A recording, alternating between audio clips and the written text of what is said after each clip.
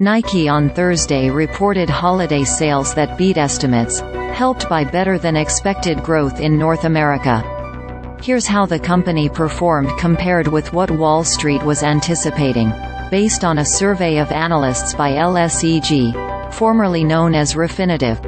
The company's reported net income for the three-month period that ended February 29 was $1.17 billion, or 77 cents per share, compared with $1.24 billion, or 79 cents per share, a year earlier.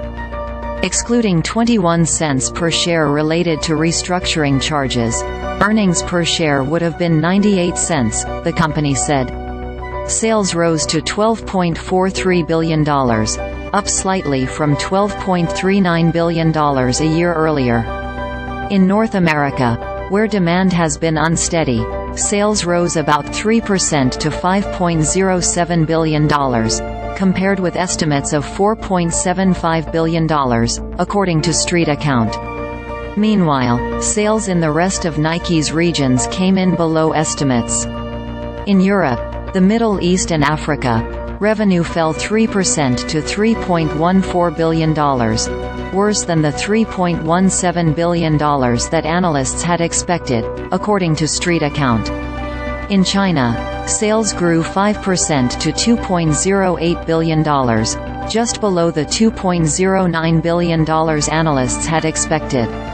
Sales in Asia Pacific and Latin America rose 3% to $1.65 billion, below the $1.69 billion analysts had expected, according to StreetAccount.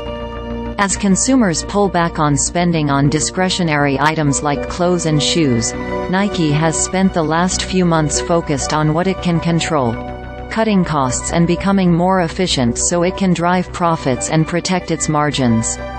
In December, it announced a broad restructuring plan to cut costs by about $2 billion over the next 3 years. It also cut its sales guidance as it warned of softer demand in the quarters ahead. 2 months later, it said it was cutting 2% of its workforce, or more than 1,500 jobs, so it could invest in its growth areas, such as running, women's and the Jordan brand. The early innings of Nike's cost cuts, which involve simplifying its assortment, reducing management layers and increasing automation, likely helped the retailer beat earnings expectations in the 3 months ended November 30, even as it missed sales estimates for the second quarter in a row. The cuts, along with strategic pricing actions and lower ocean freight rates, also contributed to a 1.7 percentage point gain in gross margin, the first time the company saw its gross margin increase compared to the prior year in at least 6 quarters. Nike's gross margin recovery continued during the quarter. The retailer's gross margin grew by 1.5 percentage points to 44.8%, driven by strategic pricing actions and lower ocean freight and logistics costs. The gains were partially offset by higher product input costs and restructuring charges, Nike said.